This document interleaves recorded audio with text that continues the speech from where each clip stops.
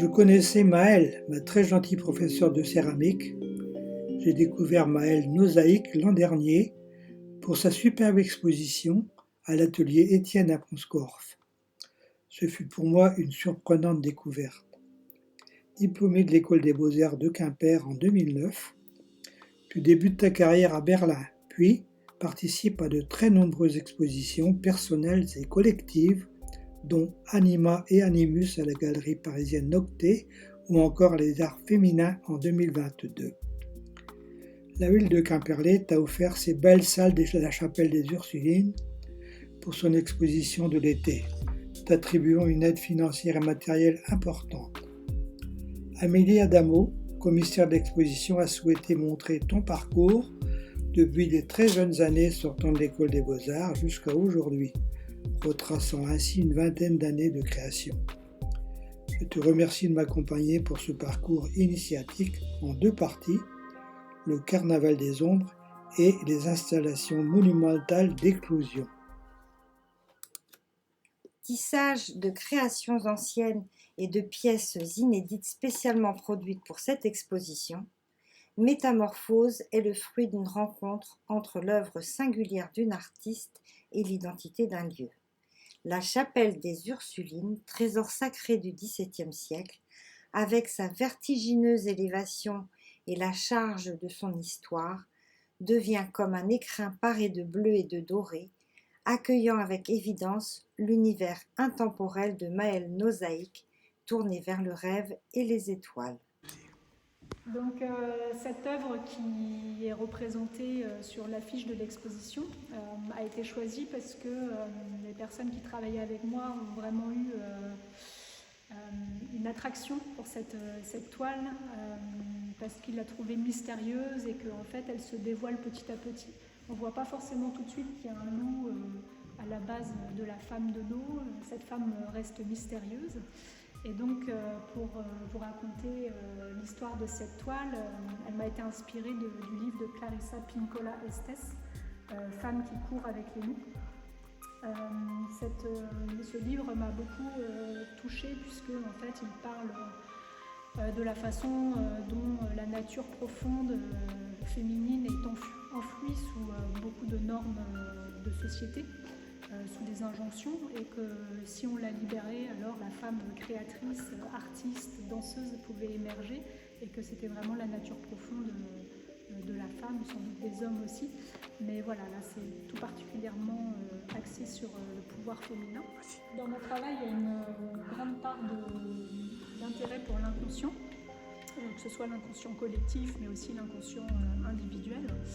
Et comme j'étais dans la série des carnavals, je représenterai dans cette toile un personnage qui croulait sous le poids de l'inconscience qui émane à la fois de lui et qui l'écrase. Donc voilà, on a ces personnages, ces têtes, ces apparitions de visages un peu monstrueuses qui sont issues de toiles de James Ensor qui viennent habiller la scène et montrer qu'en fait à l'intérieur de nous on a toutes sortes de choses qui font qu'on prend des décisions plus ou moins réfléchies et la part de l'inconscient est toujours à considérer.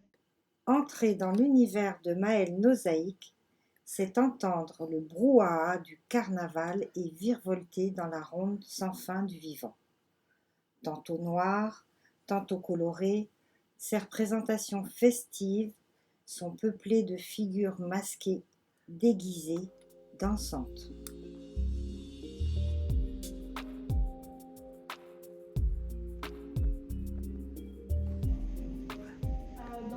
Toile, on a des personnages de carnaval représentés qui proviennent en partie du livre de Charles Frégé. Donc on peut retrouver ces deux toiles dans le livre, bien sûr, présentées sous forme photographique et avec absolument pas du tout le même décor, mais je les ai transfigurées dans mon univers pictural. Et en fait, ces figures m'avaient appelée et j'ai voulu les représenter parce que leur aspect sauvage en fait me parlait beaucoup. Ces petites filles au centre semblent nous regarder avec leurs yeux de hibou, elles sont saisissantes de face. Elles nous nous observent, comme nous les observons. Et les deux personnages sur le côté sont comme des guides ou des gardiens qui avancent dans une nature défigurée, avec des troncs coupés. Ils sont comme des pèlerins, je les appelle souvent des pèlerins, c'est pour ça qu'ils ont des bâtons de marche. Et ces pèlerins solitaires en fait traversent cette nature, donc on est aussi clairement encore une fois dans la traversée de l'inconscient, dans les limbes de nos pensées, dans peut-être notre passé également. Et voilà, donc j'ai été très contente de pouvoir présenter cette série de 3 grandes toiles qui expriment à la fois notre part de sauvage, mais aussi la façon dont on peut magnifier les choses, hein, comme dans ce personnage d'Arlequin, qui à la base est un personnage plutôt pauvre avec des bouts de tissu assemblés et qu'au fil des siècles on a transformé en un personnage riche et plutôt luxuriant. Cette série d'aquarelles a été réalisée, je pense, de 2015 à 2019. Donc on est toujours sur cette grande série des personnages de carnaval, à laquelle vient s'ajouter parfois des personnages qui se rapprocheraient plutôt de la mythologie, comme des faunes, ou alors plutôt de certains contes populaires, avec l'apparition de la sorcière notamment. Voilà, donc ces aquarelles, elles sont toujours pour moi des œuvres à part entière, mais on retrouve parfois les personnages dans des toiles, et elles sont à la fois une façon pour moi de préparer les plus grands formats, mais aussi d'expérimenter les couleurs, d'expérimenter les matières. On a souvent un mélange d'aquarelle, d'encre et de collage, par exemple. Donc cet espace qui est dans la première salle, on l'a appelé Mater, donc la mère. Donc on est ici à la fois sur la puissance féminine, mais aussi sur la création, la matrice. Et donc on a choisi de présenter ici un ensemble d'œuvres qui sont dans les tons un peu dorés, qui représentent le paradis perdu. Donc nous avons ici 2 toiles que j'appelle souvent Adam et Ève, mais leur vrai nom font référence au tarot, aux cartes de tarot. Et donc, comme on a pu le voir dans la première salle, on a ici des personnages d'où émergent donc des figures issues du tarot de Marseille. Et donc ces personnages sont endormis dans une nature complètement édénique, psychédélique, onirique. Et voilà, ils sont à la fois vulnérables et à la fois ils sont quand même sans doute la proie de ces rêves et de ces cauchemars que nous avons tous. Et donc j'ai voulu les présenter à côté de cette grande toile qui s'appelle Ronde de vie, et qui représente une ronde autour... C'est pas la ronde de nuit, quoi. C'est la ronde de nuit aussi, mais voilà, ronde de vie. Voilà, on est dans l'esprit un peu du fest-noz, on va dire, danse en groupe comme ça, mais on est plutôt dans un sabbat. À l'origine, on était plutôt autour du thème de la sorcière et des faunes, mais petit à petit, la toile s'est transformée et je suis venue y apposer des ornementations plutôt astrologiques. Donc on peut retrouver les 12 signes du zodiaque. Non pas que je sois une passionnée de l'astrologie, mais il y a là un mystère qui m'attire, un peu comme les cartes de tarot ou comme certains animaux comme le loup. En fait, c'est vraiment des choses qui me parlent et qui m'appellent sans que je sache vraiment pourquoi. Et j'ai besoin de les peindre et de les représenter pour pouvoir essayer de percer le mystère, même si je n'y arrive pas toujours. Mais on a aussi la végétation au sol, qui proviennent de planches botaniques, donc elles ont un côté une très espèce de aussi. milieu-fleuri, quoi. C'est ça, voilà. Et en fait, cette toile, j'ai voulu la présenter comme ça, un peu libre, sans châssis, et l'entourer donc de cette frise végétale. J'ai choisi les tissus avec certains oiseaux. Et en fait, c'était une façon pour moi aussi de libérer la toile un peu de la rigidité du châssis et de lui donner un aspect plus tapisserie médiévale, parce que je trouvais que en fait, la thématique avait quelque chose de secret, comme on peut trouver sur les tapisseries. Et alors, tout ça, c'est entouré de loups. Voilà, donc Alors. c'est loup, ou c'est louve plutôt, C'est louve. puisque Oui, finalement ce sont des louves. Elles gardent aussi ce côté un peu mystérieux. Là, je leur ai intégré des étoiles en céramique qui viennent leur donner un aspect céleste également. Et voilà, donc ce sont des sortes d'animaux protecteurs, mais aussi qui peuvent paraître parfois un peu agressifs, ça dépend de comment on les regarde. Et voilà, cette ambivalence était intéressante pour moi, puisque à partir d'un animal qui a quand même mauvaise réputation, qui est chassé, voilà, il est comme le veau d'or, complètement déifié ici, et transforme sa symbolique en protecteur, voilà, en un animal qui est plutôt de l'ordre de la bienveillance.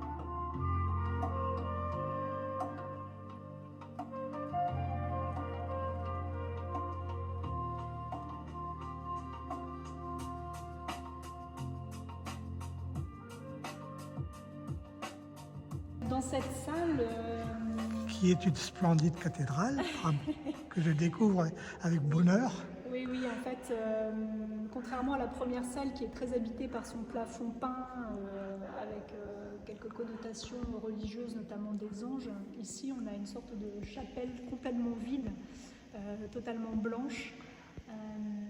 Et j'avais vraiment envie que cet endroit qui est très lumineux soit le réceptacle de tout ce bleu. Voilà, donc le contraste est volontairement choisi. On a, avec le scénographe Klum Design, nous avons choisi de réaliser des plateformes qui pour moi sont comme des îlots, et de mettre en valeur la pièce également et les œuvres avec ce fond bleu qui vient appeler le spectateur vers cette porte gigantesque, cette toile en forme de porte qui invite à traverser en fait l'exposition.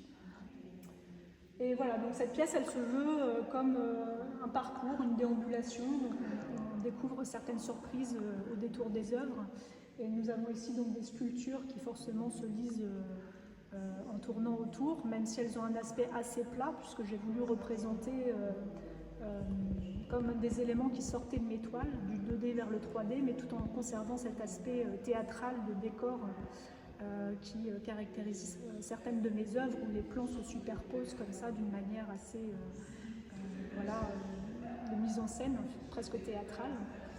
Et voilà, donc tout a été articulé autour du thème de l'arbre, de la couleur bleue et bien sûr de la métamorphose. Donc ici, toutes les œuvres ont forcément quelque chose de l'ordre de la transformation.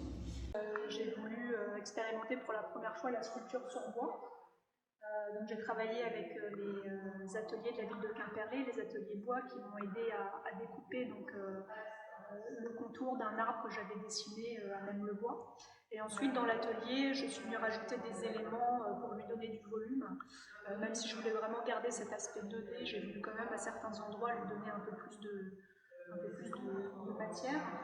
Et j'ai également joué sur la gravure et l'intégration de verre pour vraiment jouer sur la lumière, sur l'aspect brut du bois et l'aspect peint. Donc on peut dire que c'est à la fois des sculptures, mais aussi des gravures et des peintures. Donc c'est vraiment le symbole de ce que je recherche à faire lorsque je crée, c'est-à-dire mélanger différentes techniques, apporter différents niveaux de lecture et aussi jouer avec les matières. Donc ces arbres sont à la fois des éléments en pleine métamorphose, puisqu'ils sont à la fois nuages, à la fois plantes, à la fois sources. Alors cette œuvre s'appelle Renaissance. C'est un repenti, donc à la base elle représentait une femme avec un arbre, avec plein d'éléments à l'intérieur. Et comme j'évolue en même temps que ma pratique artistique, que ma technique, j'ai voulu en fait effacer un petit peu tous ces éléments qui étaient trop narratifs désormais à mon goût. Et j'ai donc donné à cette toile un aspect plus vaporeux, plus évanescent. Donc désormais la femme fait naître une sorte d'arbre comme ça. Comme l'arbre de Jessé. Voilà, comme l'arbre de Jessé, c'est exactement... J'ai toujours aimé ces arbres avec les personnages qui naissent d'un sein, voilà. Et donc voilà, il y a un aspect assez phallique, naissance, renaissance, émergence, voilà, qui me paraissait totalement cohérent avec le reste de la salle. Dans cette salle, j'ai continué à apporter l'aspect végétal grâce à différentes toiles qui représentent des arbres, des oiseaux. On est vraiment dans une sorte de paradis perdu. Et paradis perdu aussi dans le sens où ces oiseaux sont des oiseaux en voie de disparition et que s'ils se décrochent de la toile, eh bien, les paysages seront dénués de chants d'oiseaux bientôt. Donc ces deux œuvres qui s'appellent Banana Tree sont vraiment, voilà, c'est pas vraiment un diptyque, mais c'est plutôt comme un début de série, je pourrais en faire bien d'autres. Et l'objectif était de représenter bien sûr des bananiers, qui est un arbre qui m'attire beaucoup, comme les palmiers. Il y a certaines plantes comme ça qui me parlent plus que d'autres, toujours des choses assez exotiques. Pour une Bretonne, c'est assez particulier. Il y a beaucoup de bananiers en Bretagne, beaucoup de palmiers. C'est vrai qu'on a importé d'outre-mer ces plantes qui nous donnent un petit aspect voilà, tropical que j'apprécie beaucoup. Et voilà, donc ces palmiers sont en pleine métamorphose, donc elles sont habitées ici d'oiseaux qui proviennent de mosaïques romaines que j'avais photographiées lors d'un séjour là-bas. Elles sont traversées d'ondulations noires et blanches. Ces ondulations, j'ai commencé à les peindre, je pense, en 2020. Pour moi, à la base, c'était une symbolique du signal Wi-Fi qu'on peut retrouver notamment dans cette autre toile où il y a cette sorte voilà, d'arc-en-ciel en noir et blanc qui peut signaler la Wi-Fi, mais un peu plus tard, je me suis rendu compte que tout simplement, c'était des ondes. Le monde est traversé d'ondes invisibles qu'on ne ressent pas, mais qui sont pourtant là. Cette grande toile qui donc vient conclure l'exposition, mais en même temps l'ouvrir, puisque c'est une porte, avait été conçue pour l'atelier d'Étienne lorsque j'avais fait mon exposition dans le centre d'art. C'est la première fois que je la présente tout seul. Avant, elle était entourée de grands vitrails en papier coloré. Et en fait, la redécouvrir ainsi dans ce lieu et vraiment garder son but premier de porte, d'ouverture, a vraiment articulé toute la salle.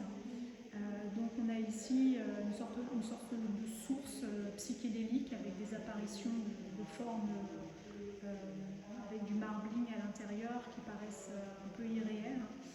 Et en fait c'est une porte vers l'inconscient, une porte vers notre intériorité, c'est aussi un appel à la fraîcheur, à l'introspection.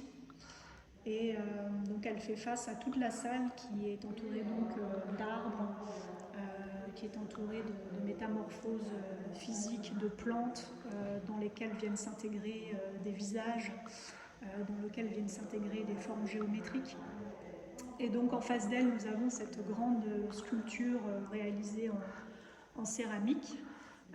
J'ai donc travaillé avec une amie à moi qui a un atelier de poterie. Donc on a travaillé ensemble tous les deux sur la conception et la réalisation des pièces.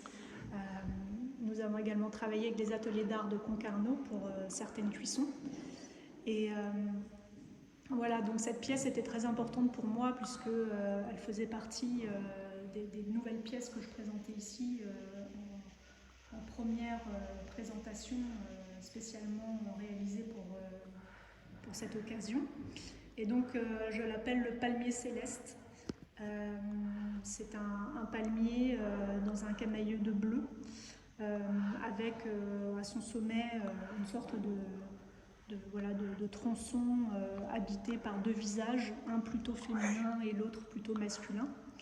Et voilà, donc ce palmier aimerait avoir d'autres compagnons. On verra si c'est possible de réaliser la suite de la série. Mais c'est vrai que c'était un vrai défi technique de pouvoir emboîter les tronçons, puisqu'en céramique, il y a beaucoup de déformations sur les grosses pièces notamment. Et le travail d'émail, puisque ensuite il devient difficile de recuire plusieurs fois la pièce sans la déformer davantage. Donc il y a eu vraiment tout un gros travail préparatoire pour avoir un émaillage le plus parfait possible. Et j'ai décidé de présenter au pied de cet arbre plusieurs têtes également réalisées en céramique. Et ces têtes sont un mélange de terre cuite et de vrais végétaux. Donc j'avais vraiment envie que la vraie vie émerge de la matière inerte et qu'on soit dans cette forme de métamorphose où la nature reprend un peu ses droits. Lorsque on a des temps écoulés, des paysages en friche, la nature revient toujours pousser à tous les endroits. Et donc là, c'est comme si elle était venue habiter certaines têtes qui auraient été laissées là. Mais c'est aussi une façon pour moi de montrer ce qui émerge aussi de la conscience.